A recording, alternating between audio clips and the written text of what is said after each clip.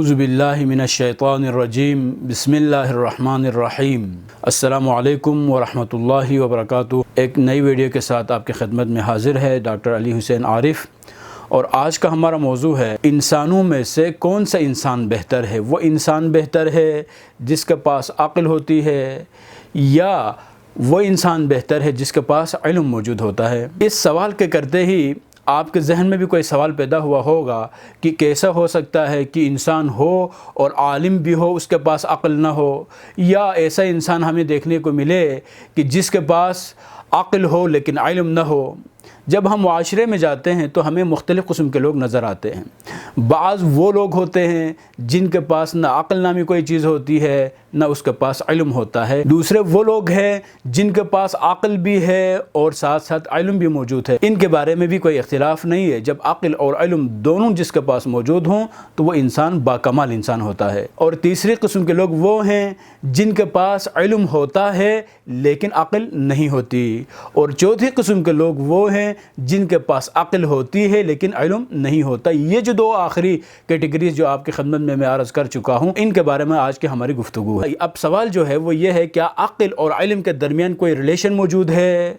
یا نہیں ہے؟ اس سوال کو حل کرنے کے لیے ہمیں احادیث اور اسلامی تعلیمات کی طرف جانا ہوگا۔ علم کی دو قسمیں موجود ہے، ایک وہ قسم ہے جس کو علم حقیقی کہا جاتا ہے، اور دوسری قسم وہ ہے جس کو علم ظاہری کہا جاتا ہے۔ جس انسان کے پاس علم حقیقی موجود ہو وہ علم حقیقی کبھی بھی عقل سے جدا نہیں ہوتا،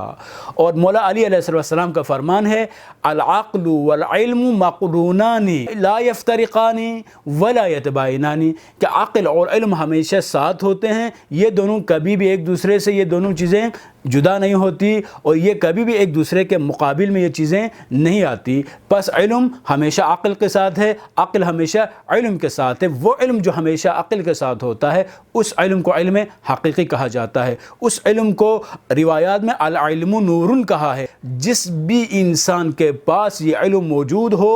وہ انسان کائنات کی حقیقت کو بہتر طریقے سے سمجھ سکتا ہے، اور اس علم کے آنے کے بعد انسان حق اور باطل میں پہچان کرنا شروع کر دیتا ہے، اچھائی اور برائی میں تمیز کرنا شروع کر دیتا ہے، اور وہ انسانیت کی بہتری کے لیے سوچنا شروع کر دیتا ہے۔ لیکن اس علم کے مقابل میں جو علم ہے اس علم کو علم ظاہری کہا جاتا ہے، جو آج کل کی دنیا میں ہم دیکھتے ہیں کہ بہت سارے ایسے پڑھے لکھے لوگوں کو ہم دیکھتے ہیں کہ ایسے ایسے جرائم کا وہ ارتکاب کرتے ہیں، ایسے ایسے مسائل کریٹ کرنا شروع کر دیتے ہیں کہ ایسے مسائل جاہل لوگ کریٹ نہیں کر سکتے۔ آج کی دنیا علمی اعتبار سے جس طرح سے ترقی کرتی جا رہی ہے اسی حساب سے لوگوں میں مسائل بڑھتے جا رہے ہیں، قسم قسم کی پریشانیاں لوگوں کو لاحق ہو رہی ہے، قسم قسم کے بیماریاں انسانوں میں وجود میں آ رہی ہے۔ تو آخر میں کیوں ایسا ہو رہا ہے؟ وہ اس لیے ہو رہا ہے، یہ وہ علم ہے کہ جس کے حاصل کرنے کے بعد انسان میں روشنی آنے کے بجائے، انسان میں نور پیدا ہونے کے بجائے انسان کے اندر تاریکی پیدا ہو جاتی ہے، اور یہ جو تاریکی ہے جس کو ہم نے علم کا نام دیا ہے، جس کو ظاہری علم کہا جاتا ہے، کہ یہ علم جس تیزی کے ساتھ انسان کو تباہی کی طرف لے کے جاتا ہے اتنی تیزی کے ساتھ جہالت انسان کو تباہی کی طرف لے کے نہیں جاتی۔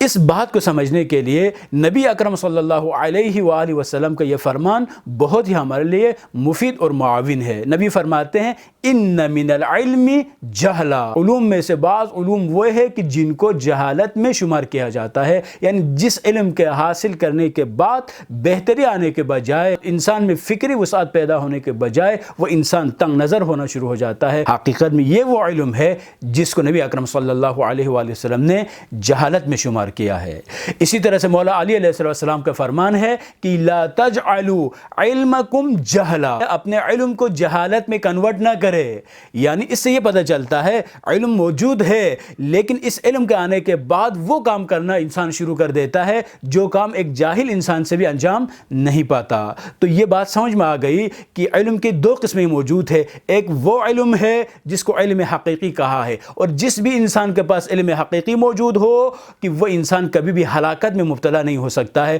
کیونکہ اس کے ساتھ عقل ہوتی ہے۔ اور یہ احادیث میں بیان کیا گیا ہے کہ جس انسان کے پاس عقل موجود ہو تو اس کی عقل اسے کبھی بھی تباہی کی طرف جانے نہیں دیتی، وہ عقل اس انسان کو نجات عطا کرتی ہے، وہ عقل انسان کو بہتری کی طرف لے کے جاتی ہے۔ لیکن دوسری قسم کے جو علم ہے جس جس کو علم ظاہری کہا ہے، علم ظاہری کا حاصل کرنے کے بعد انسان میں غرور، تکبر، حسد، اس قسم کی جتنے جو ہے بیماریاں ہیں، انٹرنل جو بیماریاں ہیں، روحانی جو بیماریاں ہیں، نفسیاتی جو بیماریاں ہیں، وہ انسان کو لاحق ہونا شروع ہو جاتی ہے۔ آج کی دنیا میں لوگوں کے پاس مختلف قسم کے علوم موجود ہوتے ہیں، لیکن علم کے بڑھنے کے ساتھ ساتھ عقل نہ ہونے کی وجہ سے، علم کا حاصل کرنے کے ساتھ ساتھ وہ نورانیت اپنے اندر پیدا نہ کر سکنے کی وجہ سے کہ دنیا کو خطرات جو ہے لاحق ہوتے جا رہے ہیں۔ لیکن ایک سوال جو پیدا ہوتا ہے، وہ سوال یہ ہے، ہمیں کیسے پتہ چلے کہ یہ علم حقیقی ہے یا علم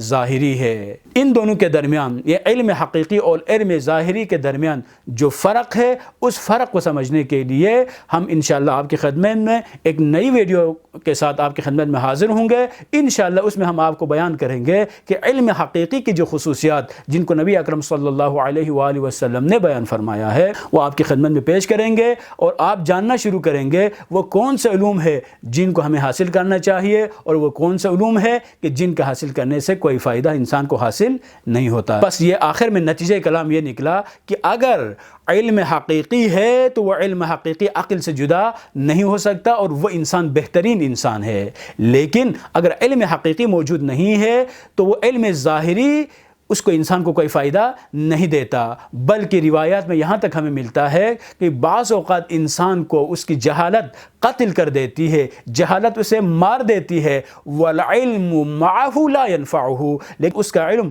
اس کے ساتھ ہوتا ہے لیکن اس کو کوئی فائدہ نہیں پہنچاتا۔ تو آج کل یہی ہے کہ انسانیت ختم ہوتی جا رہی ہے، انسان میں اخلاقی ویلیوز و اقدار ختم ہوتی جا رہی ہے۔ وجہ یہی ہے کہ علم حقیقی کی طرف وہ توجہ نہیں دیتے کہ ہم وہ روایتیں، وہ احادیث آپ کی خدمت میں پیش کریں کہ جن کے سننے کے بعد انشاءاللہ علم حقیقی کی حقیقت آپ کے لیے واضح ہو جائے گی۔